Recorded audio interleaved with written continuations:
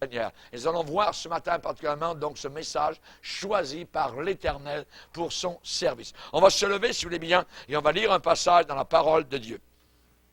Alléluia. Choisi par l'Éternel pour son service. Notre passage, notre texte de base va se trouver dans 2 Chroniques au chapitre 29. 2 Chroniques, chapitre 29, nous allons lire au verset 1er. Ézéchias devint roi. Ézéchias devint roi à l'âge de 25 ans. Et il régna 29 ans à Jérusalem. Sa mère s'appelait Abijah, fille de Zacharie. Il fit ce qui est droit aux yeux de l'Éternel, entièrement comme avait fait David son père. La première année de son règne, au 1er mois, il ouvrit les portes de la maison de l'Éternel et il les répara. Il fit venir les sacrificateurs et les Lévites qu'il assembla dans la place orientale et il leur dit, « Écoutez-moi, Lévites, maintenant sanctifiez-vous, sanctifiez la maison de l'Éternel, le Dieu de vos pères, et mettez ce qui est impur hors du sanctuaire. Car nos pères ont péché, ils ont fait ce qui est mal aux yeux de l'Éternel notre Dieu. Ils l'ont abandonné. Ils ont détourné leur regard du tabernacle de l'Éternel et lui ont tourné le dos.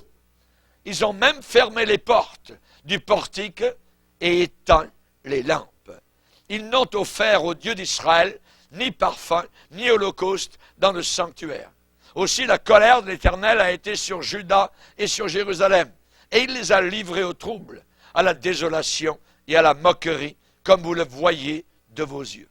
Et voici, à cause de cela, nos pères sont tombés par l'épée, et nos fils, nos filles et nos femmes sont en captivité. J'ai donc l'intention de faire alliance avec l'Éternel, le Dieu d'Israël, pour que son ardente colère se détourne de nous. Et écoutez bien la parole qui suit, qui est très importante pour nous aujourd'hui. Maintenant, mes fils, cessez, ça veut dire stopper, arrêtez, cessez d'être négligents, car vous avez été choisis par l'Éternel pour vous tenir à son service devant lui, pour être ses serviteurs et pour lui offrir des parfums. Amen. Père, nous voulons te bénir. Nous voulons te glorifier pour ta parole. Seigneur, nous désirons te servir avec joie. Nous désirons te servir avec zèle. Tu es un Dieu merveilleux et puissant.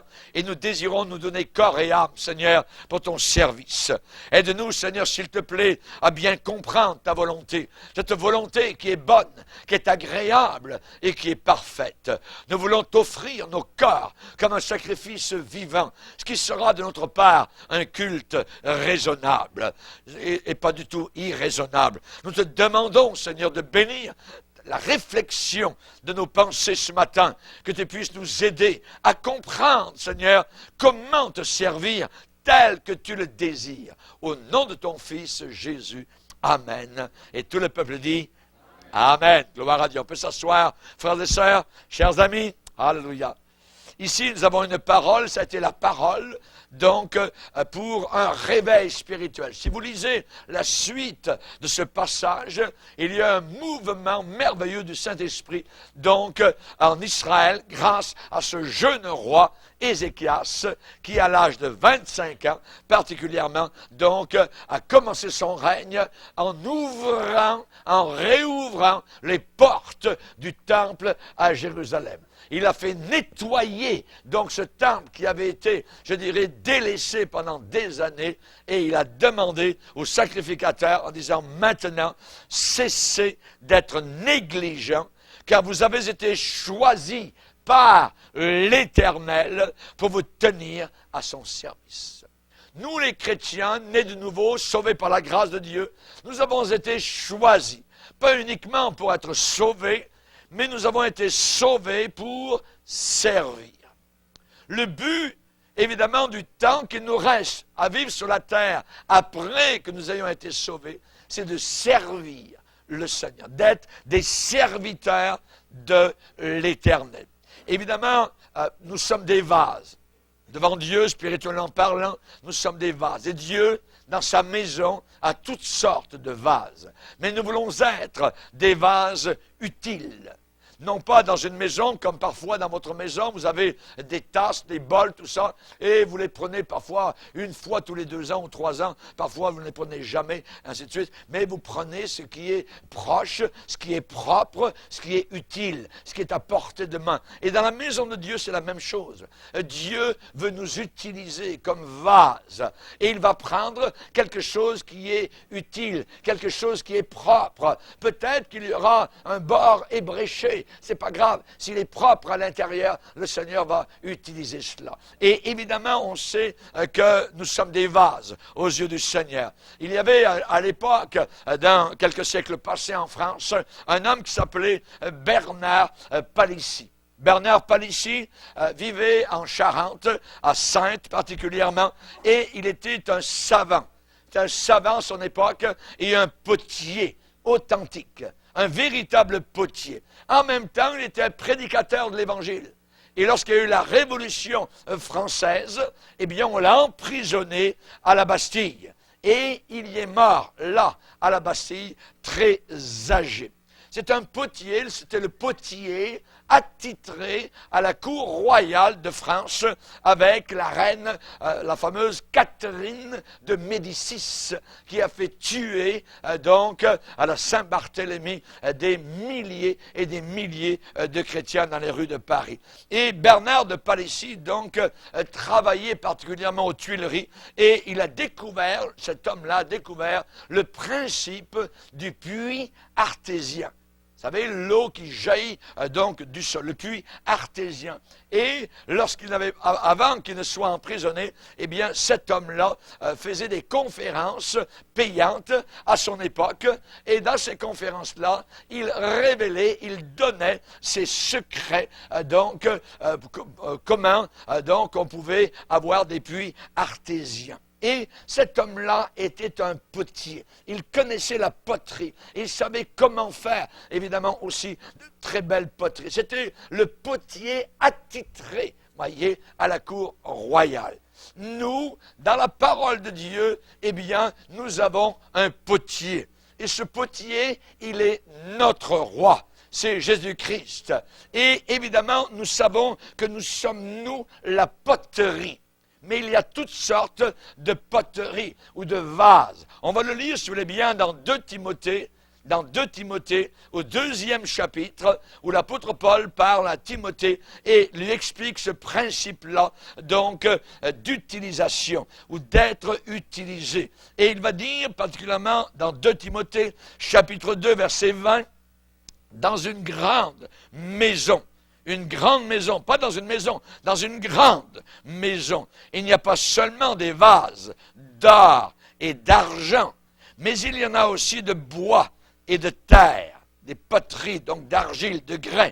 Les uns, donc certains vases, sont des vases d'honneur, et les autres sont d'un usage vil.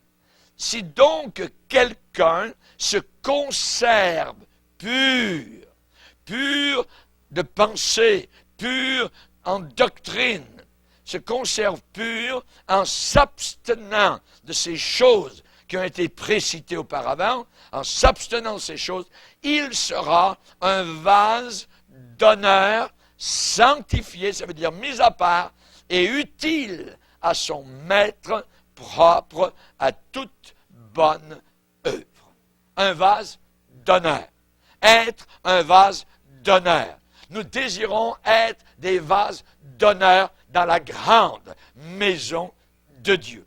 Être une poterie entre les mains de Dieu. Dieu a dit à Jérémie, tu as vu le potier à Jérusalem? Tu as vu comment il fait les poteries? Ainsi, vous êtes dans ma main.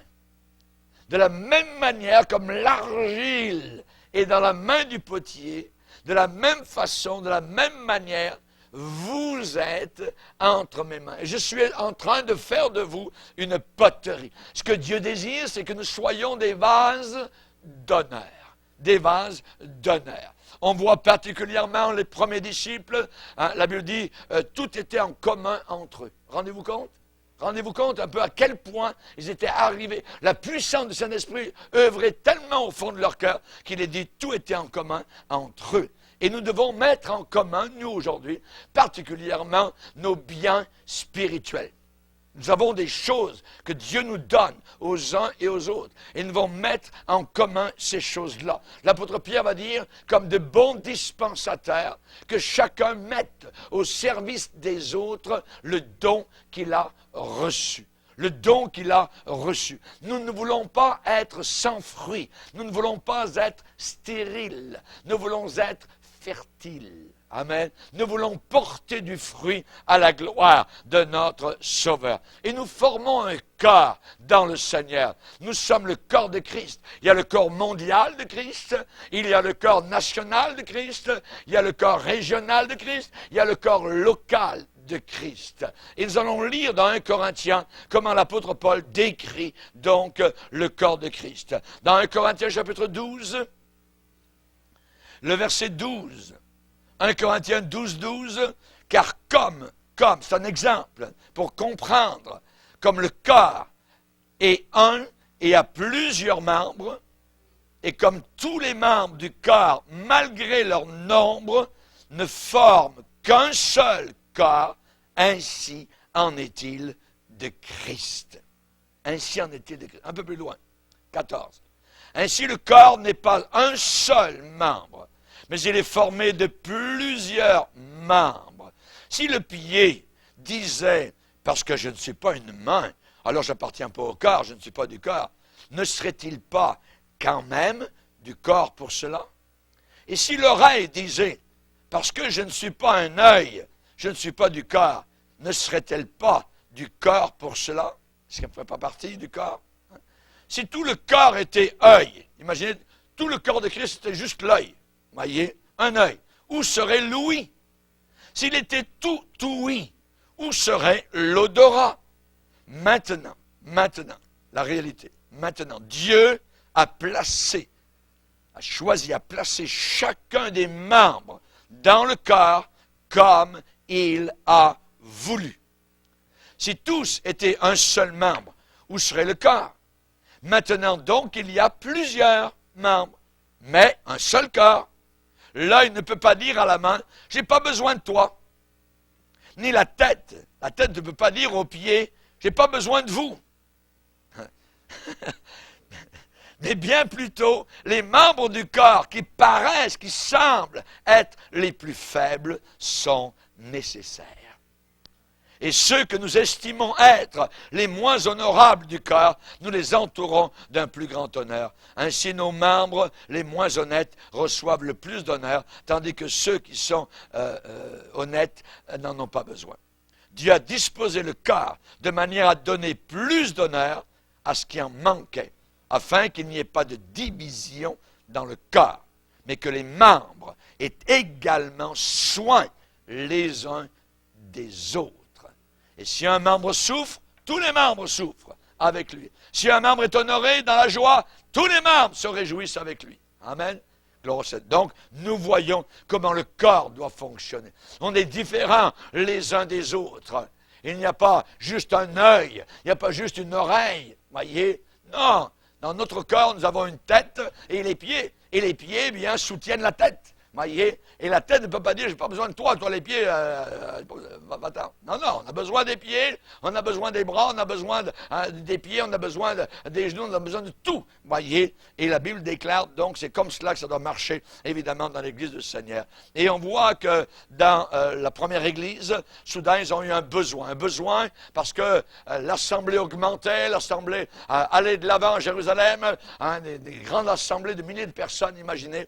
Et là, on voit qu'ils ont dit, on va être obligé donc d'établir des serviteurs, des diacres. diaconos, des diacres, voyez, et ils ont élu 7 personnes qui étaient remplies du Saint-Esprit, donc pour conduire les affaires donc de l'Église. Et à cette époque-là, il y avait toutes sortes de choses administratives qui se passaient, et les diacres, donc, se sont occupés de cela, pendant que les dirigeants spirituels, pendant que les appelés au ministère, particulièrement de la parole de Dieu, ont pu se donner à fond dans la parole du Seigneur. Résultat de cela, parce qu'il y a eu élection de diacres, parce que ceux qui ont pu se libérer pour se donner totalement à la parole de Dieu, alors, la Bible dit, la parole de Dieu se répandait de plus en plus.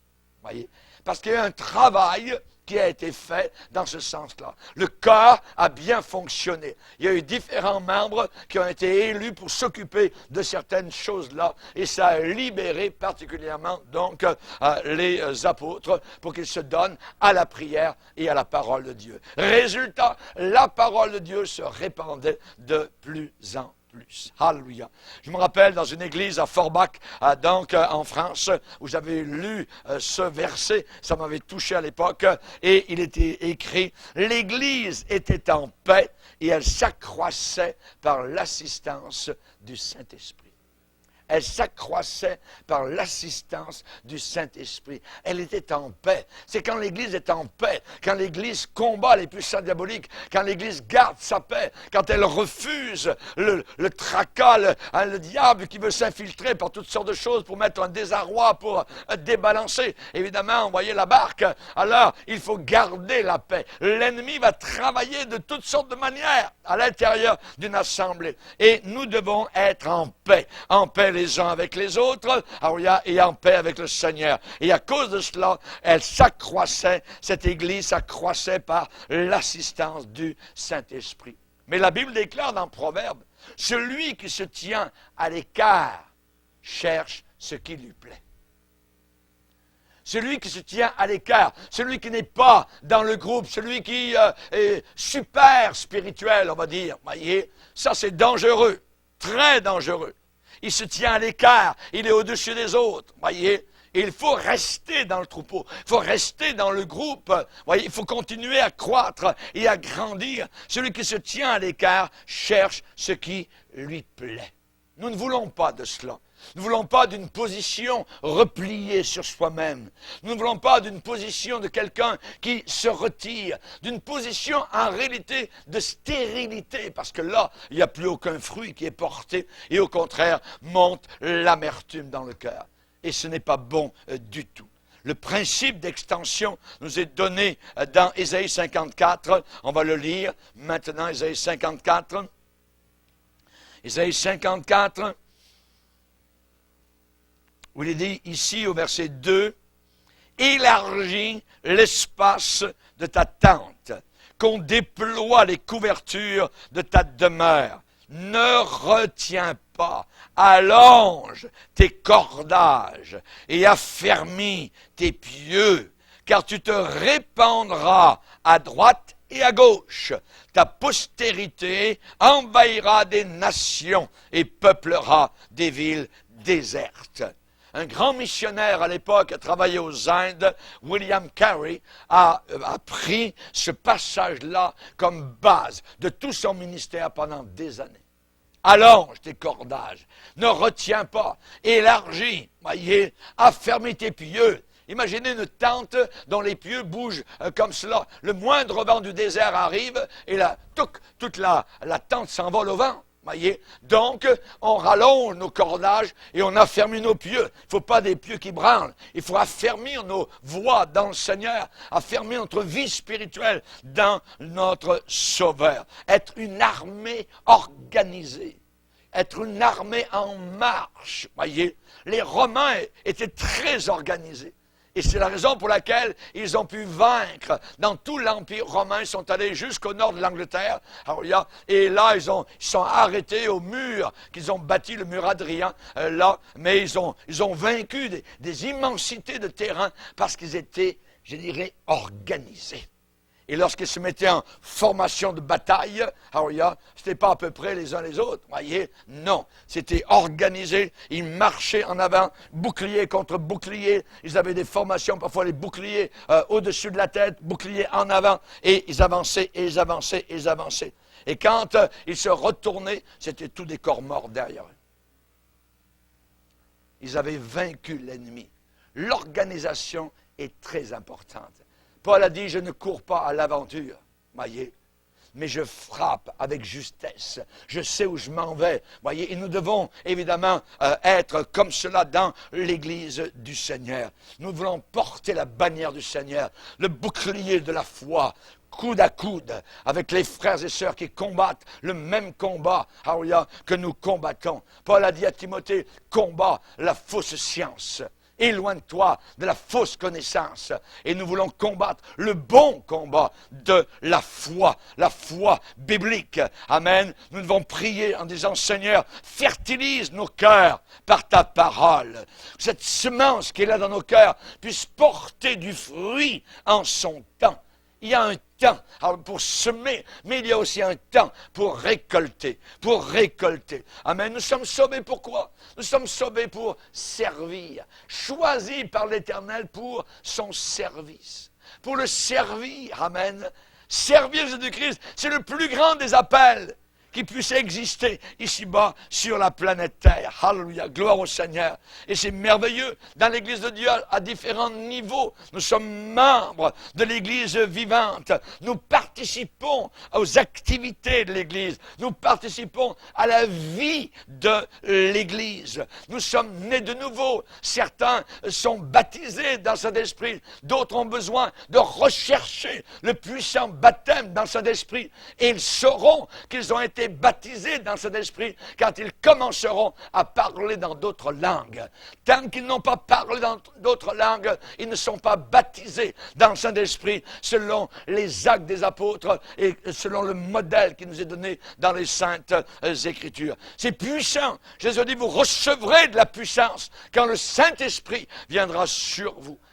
Et vous serez mes témoins. Vous serez des témoins puissants. Amen. Vous êtes engagés dans le service du Seigneur. Nous avons un moyen privilégié. Amen. C'est de servir Dieu, de louer le Seigneur, d'adorer le Seigneur, d'évangéliser autour de nous, de porter la bonne parole. Tout est obscur et ça deviendra de plus en plus obscur. Et le moindrement que l'on parle de Jésus, pouf, c'est une lumière qui brille tout autour parce que c'est très sombre, c'est très obscur autour de nous. C'est le temps d'évangéliser. C'est le temps de parler du Seigneur. Alors, Dieu nous a préparés pour quoi? Dieu nous a préparés pour les choses qu'il a préparées. Dieu nous a préparés pour les choses qu'il a préparées. Lisez avec moi Éphésiens 2. Éphésiens chapitre 2.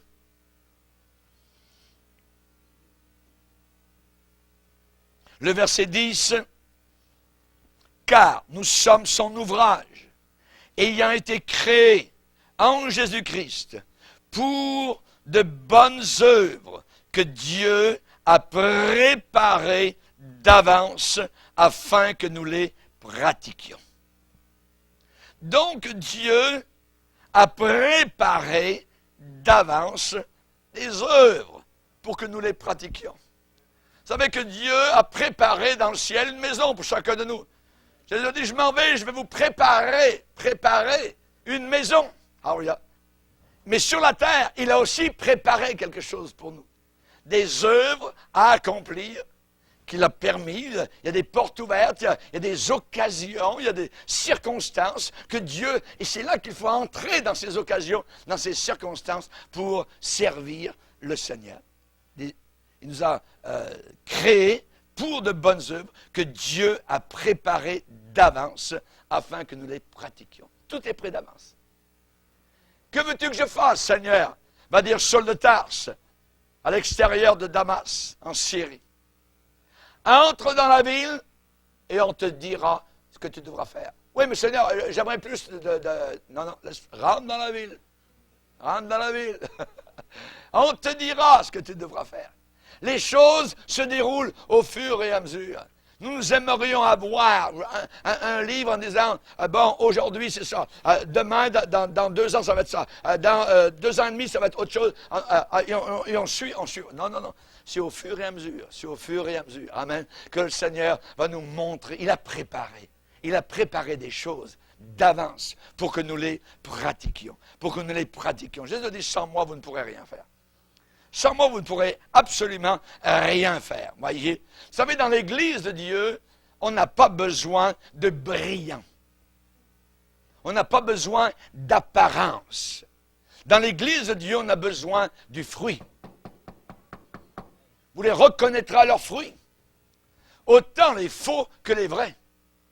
Vous les reconnaîtrez à leurs fruits. Amen. Les qualifications pour un service, je dirais tout azimut, dans le service de Dieu. Vous savez qu'un jour, le Seigneur va dire à certains, c'est bien, bon et fidèle. Il a dit serviteur. Il n'a pas dit c'est bien, bon et fidèle, auditeur. Voyez? C'est pas auditeur. Je peux écouter pendant des années la parole de Dieu. Dieu veut des faits, Dieu veut des fruits, Dieu veut des actions, Dieu veut des actes qui démontrent que je suis à son service, choisi par l'Éternel pour son service. Le servir, amen. Et nous allons voir ce matin, premièrement, la première chose pour vraiment servir Dieu, eh bien, la qualité, je dirais, sine qua non, la qualité inévitable, c'est la pureté. La pureté, voyez. Paul a dit à Timothée, si quelqu'un se conserve pur, si quelqu'un se conserve, on parle de conservation, vous avez des conserves à la maison, voyez. Vous les avez achetées peut-être il y a 2 ans, voyez, mais vous les ouvrez aujourd'hui, ici au Québec, on a du canage, voyez. Bon, mais c'est très bon, voyez, des petits pois, ainsi de suite, des haricots. Bon, mais c'est une conserve. Ça s'est conservé au travers des mois, au travers des saisons, voyez, et c'est bon. Et pour nous, c'est la même chose. Nous devons nous conserver. Pur. Ça, c'est important. Se conserver pur. Relisons le passage dans 2 Timothée chapitre 2. 2 Timothée chapitre 2. 2 Timothée chapitre 2, verset 21. Si donc quelqu'un se conserve pur en s'abstenant, donc abstention du mal, abstention de l'impureté, abstinence donc de mauvaises choses, de fausses doctrines, ainsi de suite, se conserve pur en s'abstenant de ces choses, là, il sera un vase d'honneur, sanctifié, utile à son maître. Utile à son maître. Qui veut être inutile à son maître? Personne. Nous voulons tous être utiles. Et le sens d'inutilité est quelque chose souvent qui frappe les gens qui arrivent à la retraite. Ils ont travaillé toute leur vie, ils ont fait des choses, ils ont été utilisés, le patron les a félicités, ils arrivent à la retraite, qu'est-ce qu'on fait? Et ce sentiment d'inutilité est un sentiment terrible. Il y a des gens parfois qui arrivent à la retraite qui meurent. Vous voyez, ils n'ont plus rien à faire. Il n'y a plus de défi. Ils se sentent inutiles. Et dans l'Église de Dieu, il n'y a pas de retraite. Parce qu'il n'y a pas de sens d'inutilité. Nous pouvons être utiles jusqu'à notre dernier souffle. Et j'ai vu des chrétiens et des chrétiennes mourir, que j'ai visités dans les hôpitaux, et jusqu'à leur dernier souffle, ils apportent le témoignage de Jésus à tous les gens qui sont autour de leur lit. Jusqu'à leur dernier souffle, ils sont utiles. Alléluia. Gloire à Dieu. Que Dieu soit glorifié. Donc la pureté, très importante. Si quelqu'un se conserve pur, avoir un cœur pur, un cœur propre, avoir une motivation pure aussi. Pourquoi je veux servir le Seigneur? Point d'interrogation. Pour être vu, pour que les gens me remarquent? Non, non. Ouais. Ça sert absolument à zéro. Paul a dit à Timothée, fuis les passions de la jeunesse. Fuis les passions de la jeunesse. La jeunesse a des passions. Des passions de folie, des passions sexuelles, des passions de toutes sortes de passions. Fuis cela. Timothée, tu veux être utile? Fuis. Conserve-toi propre. Conserve-toi pur. Il y avait une jeune fille dans une église un jour qui était très utile dans son assemblée, très utile. Et au départ, il y avait un jeune homme dans l'église qui était stagiaire, et cette jeune fille avait un œil sur le jeune homme dans l'église. Vous voyez. Et, vous savez, avec les voitures, on a nos lumières, vous voyez, et parfois on fait code phare, vous voyez, on fait des signaux à quelqu'un. La jeune fille faisait des codes phares au jeune homme dans l'église. Des signes, vous voyez.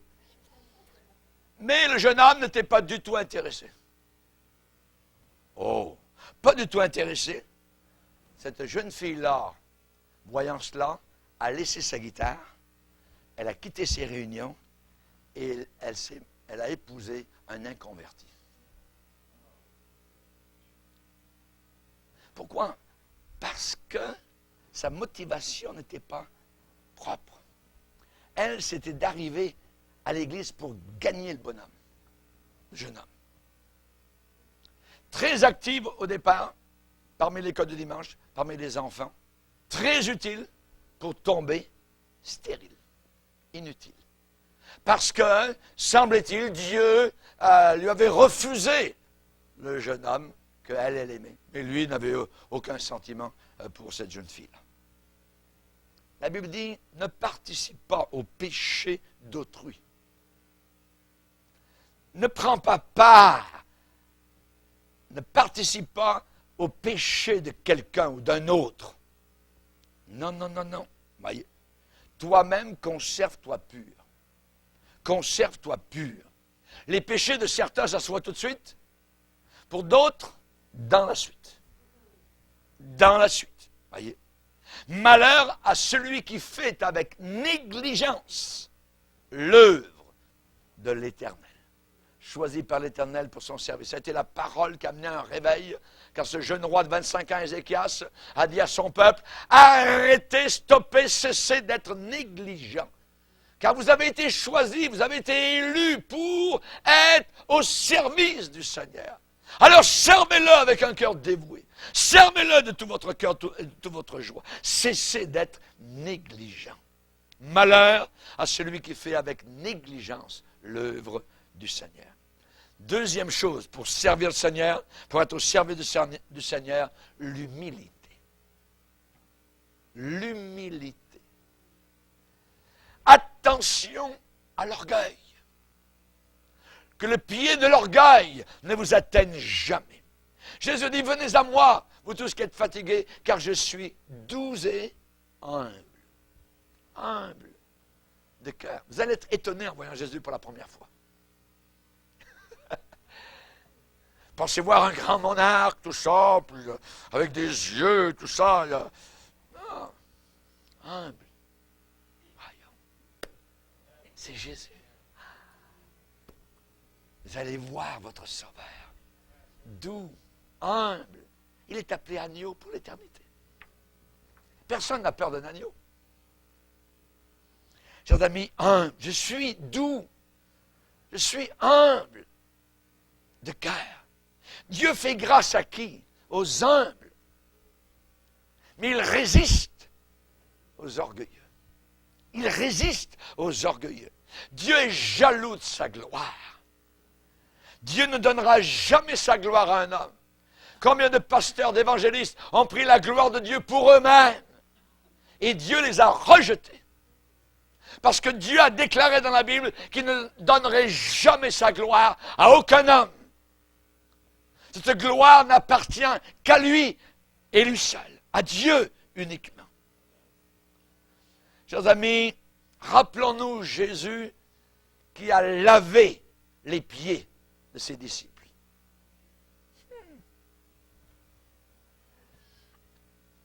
Je pourrais vous laver les pieds toute ma vie, ça ne veut rien dire. C'est un exemple. C'est un exemple d'humilité. Vous voyez? J'espère que vous lavez les pieds à la maison, dans votre bain. Vous voyez? Il y a des gens qui font des services de lavage de pieds et ils prennent un verset de la Bible. Jésus a dit, faites ceci. Vous voyez? Se laver les pieds. Généralement, les gens ont les pieds propres. À cette époque-là, il y avait de la poussière en Israël. Et quand vous arrivez quelque part, eh bien, il y avait toujours un plat d'eau et on lavait les pieds. On accueillait les gens. Et c'est Jésus un jour qui a fait cela. Rendez-vous compte? Quelle humilité. Et nous aussi, il faut nous laver les pieds spirituellement parlant. Nous abaisser devant les frères, devant les sœurs, pour toujours garder ce lien solide, amen, entre nous. On sait que l'orgueil fait différentes choses. L'orgueil égare. C'est dangereux, l'orgueil. Le premier qui a été égaré par l'orgueil, c'est le diable. Satan. L'orgueil égare. L'orgueil empêche le discernement de venir dans un cœur. La personne ne peut plus discerner. Ensuite, l'orgueil amène plus loin la violence. Une violence verbale, une violence physique, même jusqu'à tuer, comme Caïn l'a fait avec son frère. Et l'orgueil, à la fin, amène autre chose, la honte et la ruine. Vous dites, le pasteur Bourget, il invente tout ça. Lisez avec moi dans Abdias. Abdias. Abdias. Abdias. A-B-D-I-A-S. Abdias. Vous n'êtes jamais allé dans ce petit prophète. Il y a seulement un chapitre. Abdias. Ça, c'est entre Jonas et Amos. Entre Jonas et Amos. Abdias. Regardez au verset 3. Dieu parle et dit, « L'orgueil de ton cœur t'a égaré. » Si vous voulez rester dans le droit chemin, restez tout petit à vos propres yeux.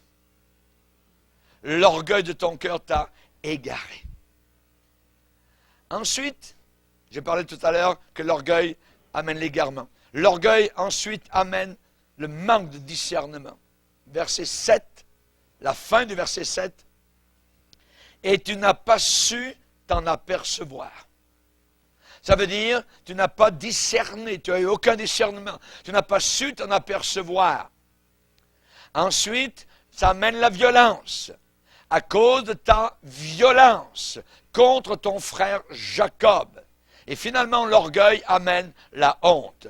Tu seras couvert de honte. C'est terrible. 4 choses que l'orgueil, donc, amène. Et nous connaissons évidemment toutes sortes d'orgueils. L'orgueil de face. Je suis plus beau, je suis plus belle que toi, ainsi de suite. L'orgueil de place. Que peut-il sortir de bon de Nazareth? Moi, j'habite Paris. Ah ouais, oh, so what? Voyez? L'orgueil de face, l'orgueil de place, l'orgueil de grâce. Moi, je suis un chrétien mieux que toi, ainsi de suite. Ah ouais? C'est le pire, l'orgueil de grâce. Et un autre qui est encore pire, l'orgueil de race. Ça, c'est, toi, tu es un noir, tu es un bas, rien, ainsi de suite. Voyons donc. La Bible dit, nous sommes tous sortis d'un seul sang. Alléluia. Vous qui êtes noirs, soyez fiers. Alléluia. Jésus est venu en Israël. Il était ni noir ni blanc. Il était comme les gens du Moyen-Orient, mais entre deux. Attention à l'orgueil de face, l'orgueil de place, l'orgueil de grâce, l'orgueil de race. Chers amis, Samson a eu son cœur partagé. Et quand son cœur a été partagé, quand il est devenu orgueilleux de sa force, quand il a commencé à coucher d'un bord et d'autre, à passer ses nuits, évidemment, dans les mauvais endroits, il a perdu sa force. Il n'était plus un serviteur du Seigneur. Notre service, n'oubliez pas, n'est pas perpétuel. Pas perpétuel. Il y a juste en France où les académiciens le sont à vie. Quand vous arrivez au degré d'académicien, vous êtes académicien à vie, jusqu'à votre mort, mais pas dans le service de Dieu. Dans le service de Dieu, vous pouvez être disqualifié. La raison pour laquelle le Seigneur a dit, pas le Seigneur, l'apôtre Paul, je garde mon cœur assujetti, de peur qu'après avoir prêché aux autres, je ne sois moi-même disqualifié, rejeté. Donc, nous devons faire attention à l'orgueil. N'oublions pas que Dieu fait toutes choses belles en son temps. Il faut toujours marcher avec l'Esprit de Dieu, dans l'humilité. Ne jamais être amer. Veillez à ce que nul de vous ne se prive de la grâce de Dieu, à ce qu'aucune racine d'amertume ne soit là dans votre cœur. Non. Nous pardonnons, nous pardonnons, nous pardonnons. Combien de fois? 3 fois, 4 fois? Non. 77 fois. Ça veut dire 500 fois, ça veut dire tout le temps, tout le temps, tout le temps. Je dois pardonner. Chers amis, nous devons garder un cœur petit et humble. Quand le roi Saül est devenu orgueilleux, le prophète Samuel est allé le voir et lui a dit, quand tu étais petit à tes propres yeux, est-ce que Dieu ne t'avait pas établi? Mais maintenant que tes pantalons sont trop grands pour toi, Dieu te rejette. Et il a fini mal. Il s'est suicidé. Quand tu étais petit à tes propres yeux, restez toujours petit à vos propres yeux. N'ayez pas une opinion élevée de vous-même. La Bible dit, n'aspirez pas à ce qui est élevé. Laissez-vous attirer par ce qui est humble. Laissez-vous attirer par ce qui est humble. Tout ce qui est élevé parmi vous, généralement finit par l'orgueil. Dieu a dit dans Ésaïe, en parlant des tours orgueilleuses, je les détruirai. Je les détruirai. N'oublions pas que tout ce que nous sommes nous vient du Seigneur. Les dons spirituels, les dons naturels, la santé que nous avons, le pays dans lequel nous sommes, tout nous vient de Dieu. La chemise que vous avez sur vos épaules, tout vient du Seigneur. Alléluia. Que tout ce qui respire loue le nom de l'Éternel. C'est lui qui nous donne même la respiration, la vie et le mouvement. Gloire au Seigneur. Vous vous rappelez Beth-Saléel? La Bible déclare que cet homme-là, vivait caché, vivait humble. Et le Seigneur a dit, je l'ai choisi, je l'ai rempli de mon esprit, je l'ai rendu capable. Et je lui ai donné pour aide au Haliab. Cet homme-là, Dieu s'en est servi pour la construction du tabernacle dans le désert, là où Dieu résidait. Et Dieu dit, c'est moi qui lui ai donné la capacité, la compréhension. Voyez, tous les talents que Dieu nous donne, les capacités que nous avons manuelles, les capacités intellectuelles, les capacités industrielles, les capacités, je dirais, économiques, nous devons toujours remercier le Seigneur. N'oublie jamais le Seigneur pour tout ce qu'il t'a accordé. Amen. Ne sois pas orgueilleux, mais sois humble. Pour servir le Seigneur, Dieu ne demande pas de réussir, il nous demande d'être fidèle. Il nous demande d'être fidèle. Amen. Tu seras entièrement à l'Éternel, ton Dieu. Amen. Un homme fidèle, nous demande le livre des Proverbes, qui le trouvera? Un homme fidèle. Être fidèle, plein de foi au Seigneur. Rester attaché au Seigneur. Nous avons besoin d'être fidèles. Daniel était fidèle. Et quand les accusateurs à Babylone ont cherché à quelque chose dans sa vie, ils n'ont rien pu trouver parce qu'il était fidèle. Anania, du temps de la construction des murailles de Jérusalem, du temps de Néhémie, c'est Anania qui était chef de la citadelle. Et la Bible dit qu'il était fidèle à Dieu. Fidèle à la parole du Seigneur. Un jour, le Seigneur veut dire à chacun de nous, c'est bien, bon et fidèle. Fidèle. C'est ce qu'on demande d'un serviteur du Seigneur, d'une servante du Seigneur. C'est l'ABC du service avec le Seigneur. Fidèle aux réunions. Fidèle aux répétitions, fidèle au comité, fidèle quand il fait chaud, fidèle quand il fait froid, fidèle quand on est fatigué, fidèle dans les dîmes. On est fidèle au Seigneur, on est attaché au Seigneur, on veut le servir, on veut avoir son approbation jusqu'à la fin. Sois fidèle jusqu'à la fin et je te donnerai la couronne de vie. Alléluia. Alléluia, gloire au Seigneur. Celui qui est fidèle dans les petites choses sera fidèle dans les plus grandes. Si je ne suis pas capable, je dirais, d'avoir confiance à quelqu'un pour mettre un timbre sur une enveloppe et savoir que mon courrier va partir, comment pourrais-je lui donner quelque chose de plus important? Non, il n'est pas fidèle dans les petites choses. Je ne suis pas certain s'il va faire vraiment la commission. Je ne peux pas lui donner autre chose de plus. C'est impossible.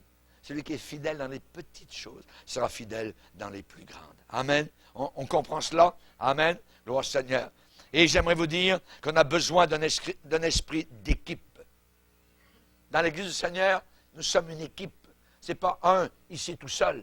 Non. Ce n'est pas elle là-bas toute seule. C'est une équipe que nous formons tous ensemble. Nous sommes un corps. Voyez? Et un bel exemple, hein, c'est 4 frères que l'on ne connaît pas, anonymes, qui se sont unis ensemble et qui ont transporté un de leurs amis qui était paralysé. Ils ont dit, on va t'amener au pied de Jésus. Quand ils sont arrivés vers la maison, remplis de monde, ils ont dit, on ne te ramène pas chez toi. Il faut que tu ailles au pied de Jésus. Ils ont persévéré. Ils sont passés sur le côté. Il y avait un escalier. Ils sont arrivés sur le toit. Et ils ont commencé à faire bing, bang, bang, bang, tout ça. Et Jésus était à l'intérieur. Il a commencé à avoir des choses qui descendaient. Et les 4 qui étaient en haut ont dû s'harmoniser. Ont dû travailler en équipe. Pourquoi? Parce qu'ils avaient, j'imagine, des cordes. Imaginez qu'il y en a un qui laisse tomber la corde un peu plus loin. Le paralytique serait tombé littéralement, vous voyez. Il serait arrivé tout croche, tout là. Hein. Non, ils ont coopéré tous ensemble. Ils ont regardé, voyez, ils l'ont laissé tomber pour qu'il reste, voyez, bien plat pour qu'il arrive juste au pied de Jésus. Nous sommes une équipe, voyez. Nous sommes ensemble. Hein. Un seul homme n'aurait jamais pu faire ça. 2 n'auraient jamais pu faire ça. 3 n'auraient jamais pu faire ça. 4, ils pouvaient le faire. C'est 4 que ça prenait. Et Jésus a regardé en haut et il a vu 4 faces. 1, 2, 3, 4. Qui regardaient quand leur ami paralytique était au pied de Jésus. Merci Seigneur. Merci Seigneur. Amen. Nous avons toujours besoin les uns des autres. On ne peut pas. La vie chrétienne ne se vit pas tout seul chez moi. Hein. Non, on a besoin toujours des autres. J'ai besoin de faire partie d'un corps quelque part. Voyez. Jésus a dit, j'ai voulu vous rassembler comme une poule rassemble ses poussins. Alléluia. On a besoin d'être rassemblés. On a besoin de cette interdépendance. On voit le mot ensemble dans la parole de Dieu, dans Acte 1er chapitre, Acte 2, Acte 4, Acte 5. Ils étaient tous ensemble, assidus. Ils mangeaient ensemble. Ils étaient ensemble. Les chrétiens sont ensemble. On est réunis très souvent, 4 fois par semaine ici dans cette assemblée. Merci Seigneur. Alléluia. Que Dieu soit glorifié. Nous devons marcher, je dirais, sur notre propre cœur, sur nos idées personnelles. Ne pas s'achoper sur des détails. Voyez, le voile, les bijoux, les bébelles, la longueur des cheveux. Laisse faire, laisse faire. Pas besoin de ces bébelles-là. Voyez. On veut marcher avec le Seigneur. Comment avons-nous été sauvés? Et parce qu'on avait les cheveux corrects, avec la dimension correcte? Non, parce que notre cœur était avec le Seigneur. Comment est-ce qu'on a reçu le baptême dans le Saint-Esprit? Par la foi. Amen. Et nous ne voulons pas retourner à des éléments. Des éléments pour l'un, ceci, pour l'autre, c'est cela, c'est ça. Regarde à Jésus. Regarde au Seigneur. Amen. Mon frère, c'est un homme, il a un casque quasiment sur la tête, vous voyez. Mais la Bible dit, hein, c'est pas bien pour un homme de porter quelque chose sur sa tête. Oui, mais mon frère, il subit un cancer. Il a un cancer. Est-ce qu'il n'est pas correct ou est-ce qu'il est correct? Il est correct. Amen. C'est pas, dans la Bible, ça dit qu'une femme ne doit pas avoir les cheveux courts. Malheureusement, ma sœur est allée à l'hôpital. Elle est en train de perdre tous ses cheveux.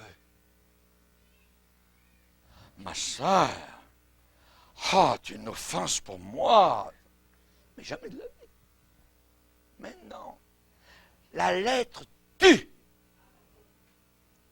Quand ça tue, ça tue. Mais c'est l'Esprit qui donne la vie. C'est écrit dans cette Bible. Pierre, l'apôtre, inspiré de Saint-Esprit. Je ne veux pas voir de femmes avec des tresses. C'est écrit. Pasteur, faites quelque chose. On a 3 sœurs dans l'assemblée qui ont des tresses. Vous n'observez pas la parole de Dieu, c'est écrit. Mais attends. Comprends la parole de Dieu. Comprends le contexte. Sois intelligent dans la caboche. Les dames qui portaient une tresse à l'époque de Pierre étaient des prostituées. On les reconnaissait facilement. Alors Pierre a dit dans l'assemblée, on ne veut pas de ça, on ne veut pas de signe comme cela. C'est comme absolument, si une femme arrivait quasiment découverte dans l'assemblée, j'irais la voir et dire non. Vous comprenez? C'est le sens. Jésus a dit, je ne veux pas que vous portiez 2 tuniques. Allez, évangélisez, ne prenez pas 2 tuniques. Moi, je désobéis à chaque fois à Jésus, parce que j'emmène des fois 3 tuniques, 4 tuniques dans ma valise. Mais il faut comprendre. Il faut comprendre le sens. Oui. Des saintes écritures. Si je dis, c'est écrit. Attends. Sois intelligent. Comprends le sens des Écritures. Les femmes peuvent avoir des voiles sur la tête et vivre de la pourriture dans leur cœur. Ça ne veut rien dire. Mais dans certaines assemblées, on oblige les femmes à porter des voiles. Et ça ne veut rien dire. Et les autres qui ne portent pas de voile, alors les femmes qui portent un voile, moi je suis plus spirituel qu'elle, elle n'a pas de voile, tout ça. Oui, mais comment elle vit durant la semaine? Ça ne veut rien dire. C'est un contexte qui se passait à l'époque de l'apôtre Paul, qui démontrait à l'époque la soumission de la femme à l'homme. Aujourd'hui, ça ne veut rien dire. Vous pouvez avoir des voiles tant que vous voulez sur la tête. Vous pouvez être des rebelles, voyez, comme les islamistes.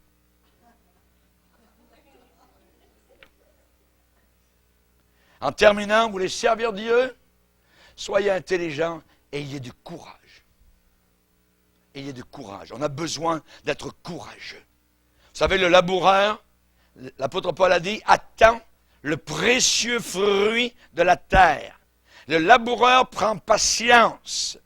Vous aussi, soyez patients, affermissez vos cœurs. Le fermier est patient. Il laboure, puis ensuite il sème. Puis ensuite, il regarde son champ. Puis un beau jour, tchouk, il y a une récolte. Quand on sème la bonne semence, notre champ va avoir aussi une bonne récolte. Baissons nos têtes et prions le Seigneur.